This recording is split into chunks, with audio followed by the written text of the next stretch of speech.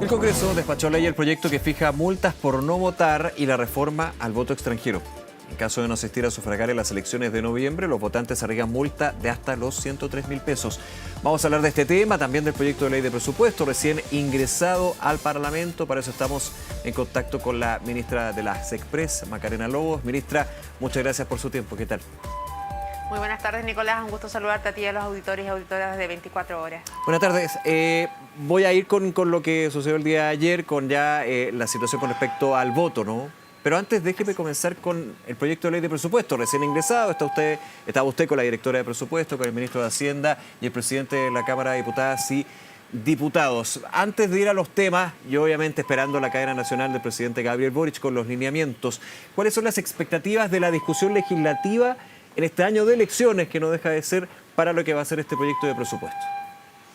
Bueno, efectivamente está cruzado por el proceso eleccionario, pero esto tampoco es una novedad dentro de lo que ha sido, ¿no es cierto?, los 4 años de gobierno en que hemos tenido elecciones, ¿no es cierto?, todos los años.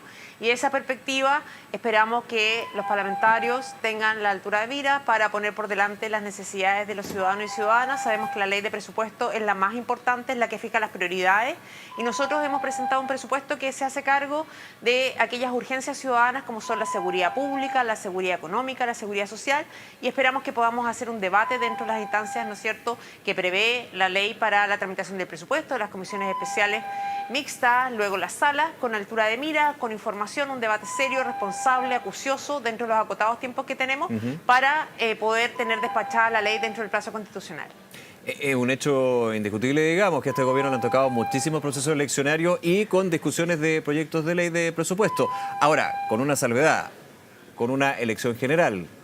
La última, el último presupuesto del gobierno, con lo que va a ser el presupuesto que tiene que ejecutar el próximo gobierno, independiente del color que tenga, como se dice. Ahora, desde ese punto de vista, se han escuchado desde denuncias, desde amenazas, lo escuchábamos desde la candidata Matei la semana pasada, en términos de que si no hay transparencia en las cuentas públicas, fiscales, los presupuestos, los parlamentarios de su sector no van a tramitar. ¿Cómo lo toma usted desde la previa a lo que ha sido este ingreso del proyecto? Bueno, nosotros llamamos a actuar con responsabilidad. En la ley de presupuesto, como decía, es la ley más importante para la ciudadanía, fija las prioridades para el próximo gobierno. Además, es una ley que, a diferencia de las otras, tiene una tramitación especial por mandato constitucional. Sí. Por tanto, se entiende que despachada la propuesta del Ejecutivo si de aquí al 29 de noviembre no está totalmente tramitada la ley. Por tanto, yo espero que en los plazos acotados que tengamos trabajemos con la seriedad y la responsabilidad necesaria para hacernos cargo de analizar con toda la rigurosidad que se requiere el presupuesto. Me parece un poco razonable, digamos, que antes de conocer el presupuesto se hagan estas amenazas, esta discusión. Yo espero que, como digo, las elecciones no pongan en pausa las necesidades de la ciudadanía y podamos poner el foco en debatir con todo el rigor que se requiere, con todas las cartas sobre la mesa, escuchando a todos los actores, parlamentarios y parlamentarias, al CFA, a los distintos actores sobre el presupuesto que hemos presentado y que se conocerá a partir de mañana. Claro, se va a ir conociendo, pero lo que ya se conoce, está confirmado por el propio ministro de Hacienda durante este día, ministra, es que no considera un fondo de libre disposición o gasto de libre disposición. Este porcentaje, digamos, de millones líquidos, podríamos decir, que queda para el gobierno próximo. El ministro de Hacienda decía, en vez de eso, yo lo estoy entendiendo así, se va a dar mayor facilidad o flexibilidad para reasignar recursos. Ahora, primero que todo, ¿por qué, a diferencia de los anteriores proyectos de ley de presupuesto de este gobierno y de anteriores, no se considera este punto de la libre disposición? ¿Por qué ahora? A ver, nosotros hemos creado, y esto es prueba y muestra, digamos, de la transparencia y la necesidad de eficientar el gasto público, la comisión de ejecutar, digamos, el gasto público, con una comisión transversal que tiene integrantes a distintos directores de presupuesto y que ha hecho una propuesta de 34 medidas, algunas administrativas, otras legales, para eficientar el gasto público, ¿no es cierto? Y una propuesta que en su conjunto supone una reducción de aproximadamente 2.000 millones. Nosotros hemos tomado alguna de esas recomendaciones en el presupuesto que se dará a conocer a partir de mañana. Y en este caso el principio se mantiene, que es que el próximo gobierno, independiente del signo que sea, tenga la disponibilidad para poder priorizar más allá de las definiciones que haga el actual gobierno con el Parlamento en esta ley de presupuesto. Y esa perspectiva al principio es unívoco, y la diferencia es que en vez de establecer un monto específico en la partida del Tesoro Público, ¿no es cierto?, que es lo que se ha denominado, comillas, glosa republicana, Lo que se hace es establecer una facultad más amplia de flexibilización, de flexibilidad presupuestaria, para que el Ejecutivo próximo pueda también materializar esas prioridades. Ya, ahora, ¿cómo va a funcionar esto? Porque lo que se entiende en sus palabras, también se lo escuchaba al ministro, eventualmente también lo conoceremos por parte del presidente Gabriel Boric, es que es mucho mejor para el gobierno que viene la reasignación o mayor flexibilidad en la reasignación y prioridad de recursos que el Fondo de Libre Disposición. ¿Es así? O sea, nosotros creemos que el principio básico se cumple de igual manera y aquí tenemos una herramienta, efectivamente, porque lo otro era una cantidad de recursos, ¿no es cierto?, y una facultad de flexibilización. Aquí lo que se hace es respetar el principio, que efectivamente el próximo Ejecutivo tenga la posibilidad de fijar sus prioridades y tener la disponibilidad para hacer las reasignaciones internas con mayor flexibilidad que establece la Ley de Administración Financiera para poder concretarla. Ya, pero es no dejar una cifra, digamos, sino dar la posibilidad de que voy a inventar, voy a inventar, y con todo respeto lo digo, digamos, en vez de dejar un fondo de libre disposición de 5, eventualmente el próximo gobierno podría reasignar y hacer un fondo de 8. ¿Así? A ver, en todo caso, igual, y se conocerá el detalle mañana, se establece, claro, digamos, un rango que, o sea, no es una facultad ilimitada, desde luego, sino que se establece un rango que tenga una proporción equivalente a lo que efectivamente históricamente ha sido esa facultad de glosa de libre disposición o glosa republicana en la partida del Tesoro Público. Ahora, para tenerlo súper claro, ministra, y voy a seguir con temas y con otros temas, por supuesto, esta novedad en el proyecto de ley de presupuesto, ¿se debe a la situación fiscal que tiene Chile actualmente? O sea, es parte de las recomendaciones de la Comisión de Gasto Público. Nosotros hemos, como digo, nos hemos autoimpuesto a hacer esta comisión asesora de conocer distintas propuestas en una transversalidad integrante, y nosotros hemos ido mirando y hemos recogido algunas de las recomendaciones y esta nos pareció que era de toda razonabilidad poder recogerla. Nosotros hemos dicho que el presupuesto va a ser un presupuesto responsable, es decir, un presupuesto responsable fiscalmente, pero también socialmente, es decir, las prioridades que va a tener el presupuesto 2026 van a estar aquí en las necesidades prioritarias de la ciudadanía: seguridad pública, seguridad económica y seguridad social. Ahora, aquí hay una discusión técnica, pero finalmente también política en el Congreso, y en un año electoral hemos escuchado sobre este tema de la libre disposición críticas desde candidaturas de la oposición, se esperaba, pero también no críticas propiamente tal del oficialismo. La candidata Janet Jara decía hay que ver el proyecto. Ahora, están enviando una declaración de la senadora Alejandra Sepúlveda, que es integrante del comando de Janet Jara, que llama a reponer la cláusula de libre disposición en el presupuesto. Llama a reponer esto. Bueno, eso va a ser parte del debate, Nicolás. Nosotros vamos a ingresar un proyecto, como cualquier proyecto de ley, más allá de las características propias que tiene la ley de presupuesto, es parte de lo que vamos a debatir en el Congreso. Tú sabes que los proyectos entran de una manera, salen de otra, pero a nosotros nos parece que más allá del debate que tengamos que dar... Pero el gobierno va a tener que argumentar esta posición. Nosotros, más allá del debate que vayamos a dar, defendemos, digamos, el criterio que estamos presentando en la propuesta de presupuesto, porque nos parece que lo importante son los principios. Acá, tal como lo hemos hecho también en las negociaciones de otros proyectos, en reforma de pensiones, en el Ministerio Público, en otras, acá lo importante es cumplir un objetivo. Y el objetivo se cumple a cabalidad, más allá de que el instrumento sea uno u otro. Ya. Porque está el tema del gasto, está esto de la libre disposición, va a ser relevante los temas, lo vamos a conocer de la voz del presidente Gabriel Boric. ¿Espera usted que, y para ir al tema del voto y las multas, ministra, espera usted o tiene aprensiones, no quiero hablar de temor, pero sí podría llegar a ese concepto en términos de que el ambiente político, ambiente eleccionario, enrarezca aún más la discusión del proyecto de ley de presupuesto, como siempre? ¿Es tenso? ¿Es complejo? ¿No es fácil? Bueno, la ley de presupuesto, como tú dices, es una ley compleja, muy técnica, ¿no es cierto?, que toma un periodo muy intenso de debate, y nosotros, como hemos dicho, esperamos que se actúe con responsabilidad, poniendo las necesidades de la ciudadanía por delante, con altura de miras, más allá, ¿no es cierto?, de la coyuntura electoral, y que podamos sacar en conjunto, construyendo un acuerdo transversal, esta ley para que el próximo gobierno tenga un presupuesto 2026 con foco en las necesidades de la ciudadanía.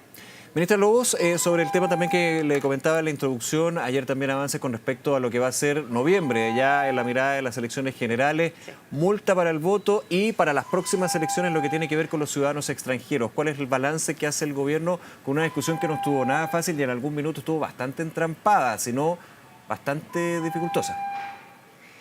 Así es, fue un camino largo, pero tuvo un resultado favorable y nosotros estamos muy agradecidos del respaldo transversal que el día de ayer los diputados y diputadas dieron a estas dos iniciativas que permitieron cumplir la palabra del presidente Boric de materializar un acuerdo que iba en dos dimensiones. Por una parte, garantizar que efectivamente tuviéramos reglas claras para las próximas elecciones. Siempre uno desearía que estas cosas ocurrieran con mayor antelación, ¿no es cierto?, no tan próximo al proceso eleccionario, pero lo importante es que ya tenemos reglas claras, que los ciudadanos que no concurran a votar el próximo 16 de noviembre van a tener una sanción, cumpliendo así el mandato constitucional de voto obligatorio, que va a oscilar entre los 36.000 pesos y los 103.000 pesos en función de lo que determine el juez en el caso concreto. Y en paralelo, para el próximo ciclo electoral, una reforma constitucional que se hace cargo de un debate que como país no habíamos dado, que es los requisitos o exigencias para que los extranjeros puedan participar en los comicios. Nuestro país tenía una regla, ¿no es cierto?, bastante excepcional, muy desaliñada a lo que es el derecho comparado, donde las exigencias para que los extranjeros puedan participar en los procesos eleccionarios son mucho mayores. De hecho, la gran mayoría de los países comparados solo pueden participar en las elecciones a nivel local. Sí. Acá hemos mantenido la posibilidad de que participen en todos los niveles de elecciones, pero elevando los requisitos, pasando a 10 años de avecindamiento contados desde la obtención de la residencia definitiva, descontando en ese cómputo aquellos años en que los extranjeros salgan por más de 90 días. Adicionalmente, se ha hecho una modificación en el artículo 15 de la Constitución que elimina la palabra, o como yo digo, desconstitucionaliza la voz electores, y esa perspectiva, la ley 18.700 de votaciones y escrutinio va a ser la que va a determinar finalmente el ámbito de aplicación de la multa y el monto de la misma. Ya, ahora voy a ir a la multa, pero con el tema del voto extranjero, una discusión que es necesaria, usted decía, ministra, se debe dar en Chile. Y va a ser ya pensando en las próximas elecciones, no en esta, por razones que y generaron toda una discusión, evidentemente, y se llega a un acuerdo entre los distintos sectores políticos. Ahora, desde el pragmatismo, le hago la pregunta, ¿es una discusión que ya tendría que darla el próximo Congreso o usted espera que durante estos meses sea un tema que se debata en el Congreso Nacional? No, la regla, digamos, de reforma constitucional ya, bueno, faltan, por cierto, los procesos, ¿no es cierto?, de promulgación y publicación, pero esta norma ya establece estos nuevos requisitos para las elecciones futuras. Acá lo que yo digo, y por otra parte, ¿no es cierto?, la norma de la modificación de la ley 18.700 que establece la multa, establece el ámbito de la aplicación de la multa para los ciudadanos a partir del próximo proceso eleccionario. Si uno quisiera cambiar esas reglas, desde luego ya será el próximo Parlamento el que tendría que abocarse a esas cuestiones, pero hoy día, digamos, tenemos dos reglas claras, tanto en lo que es el ámbito de aplicación de la multa, la ley de votaciones populares y escrutinio, ¿sí?, y las exigencias para los electores extranjeros a partir de los comicios próximos, es decir, más allá del 2026, independiente del nivel de este comicio, ya sea a nivel local o nacional. Sí, al final se logró aunar los criterios y las opiniones desde el oficialismo, que no fue para nada fácil, de hecho, hasta el día de ayer. ¿Cómo también evalúa este punto? Algunos decían que era una prueba importante para la administración Boric que estos proyectos salieran, digamos, no por un tema de tiempo, pero sí por un tema de tiempo. O sea, consideremos que las elecciones, por lo menos el tema de la multa, son ahora a la vuelta de la esquina. Sin duda, a nosotros nos parece muy relevante que una mayoría transversal finalmente haya respaldado el acuerdo propiciado por el gobierno del presidente Boric, así que estamos muy contentos de que efectivamente hayamos podido cerrar este capítulo para tener reglas claras, como digo, para las próximas elecciones respecto de a quién se le van a aplicar las multas y el monto de las mismas. Ya. Por último, antes de despedirnos y agradeciendo, ministra, su tiempo, en términos de prioridades para lo que queda de este año legislativo, pero claro, obviamente los tiempos van corriendo. ¿Cuál es la prioridad que tiene el gobierno en términos de proyectos de ley para también tener una actualización de eso? Tal como lo ha dicho el presidente Boric, nosotros trabajaremos hasta el último día, quedan 5 meses, pero es un periodo suficiente para seguir trabajando con mucha disposición y energía, no solo en materializar la ley de presupuestos de aquí a noviembre próximo, sino también avanzar, ¿no es cierto?, en poder sacar la nueva ley de financiamiento de la educación superior, así como la ley de Sala Cuna para Chile, el tema de cuidados, defensoría de víctimas y una serie de iniciativas muy relevantes que se hacen cargo, como digo, de las necesidades de la ciudadanía en las 3 dimensiones que hablábamos: seguridad ciudadana. Mañana esperamos despachar a tercer trámite, por ejemplo, el tema de defensoría de víctimas, que es un tema de agenda de seguridad muy relevante que da más herramientas, ¿no es cierto?, a los ciudadanos para protegerse. Tenemos el tercer trámite del proyecto de cabotaje que genera libre competencia en esta dimensión también, que hemos tenido mucho tiempo. También tenemos en paralelo, ¿no es cierto?, a despachar estas leyes, dos procesos de implementación clave, como son, ¿no es cierto?, la reforma de pensiones y, por otro lado, la ley de permisos sectoriales, que es clave para potenciar la inversión con menos trámites y así generar un dinamismo en la economía y mayor empleo. Ahora, ¿el proyecto de aborto? El proyecto de aborto se inició su tramitación el día de hoy con la presentación de la ministra de la Mujer y el ministro subrogante de Salud en la Comisión de Salud de la Cámara de Diputados y Diputadas. Nosotros hemos dicho que este es un debate que no tiene que estar vetado, que esperamos que se pueda dar con altura de miras, escuchando a todos los actores, y es lo que se ha iniciado el día de hoy con la presentación de los ministros. Un debate que no tiene que estar vetado y al mismo tiempo no imponerle plazos.